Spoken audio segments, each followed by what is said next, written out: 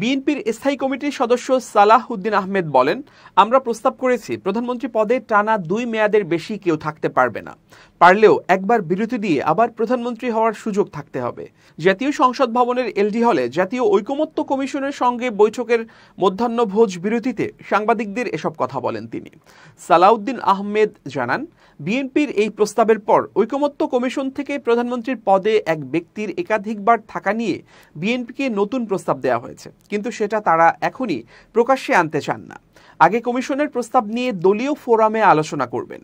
রাষ্ট্রপতির বিদ্যমান ক্ষমতার বাইরে আরও কি কি ক্ষমতা বৃদ্ধি করা যায় সেটা উল্লেখ করে সংবিধানের 48-এর 3 অনুচ্ছেদের পর আরেকটি অনুচ্ছেদ যুক্ত করার পক্ষে বিএনপি মত দিয়েছে বলে উল্লেখ করেন সালাউদ্দিন।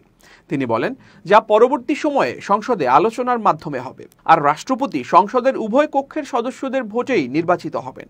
কমিশনের এই প্রস্তাবে বিএনপি একমত। একই ব্যক্তি সরকার প্রধান, দল প্রধান ও সংসদ নেতা হতে পারবেন না।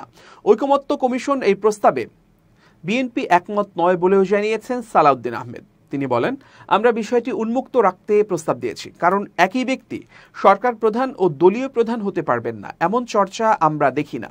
বিএনপি সংবিধানের ৫৫ সংশোধনী আগের অবস্থায় ফিরে যাওয়ার প্রস্তাব করেছে জানিয়ে সালাউদ্দিন আহমেদ বলেন, সেখানে ধর্মনিরপেক্ষ কিংবা বহুত্ববাদ কোনোটাই নেই। তবে কমিশন তাদের প্রস্তাবে স্বাধীনতার ঘোষণাপত্রে থাকা সাম্য, মানবিক মর্যাদা ও সামাজিক সুবিচারের কথা যুক্ত করতে বলেছে। আমরা সেখানে একমত পোষণ করেছি। জনগণের মৌলিক অধিকার হিসেবে ইন্টারনেট প্রাপ্তির প্রস্তাবে বিএনপি একমত বলে উল্লেখ করেন সালাউদ্দিন। তিনি বলেন, এটা তো এখনো আছে, এখন শুধু রাষ্ট্র ইন্টারনেট যেন বন্ধ করে না দেয় সেটা নিশ্চিত করতে হবে। সালাহ উদ্দিন বলেন, জাতীয় ঐকমত্য কমিশনের অধিকাংশ প্রস্তাবের ক্ষেত্রে আমরা একমত হয়েছি।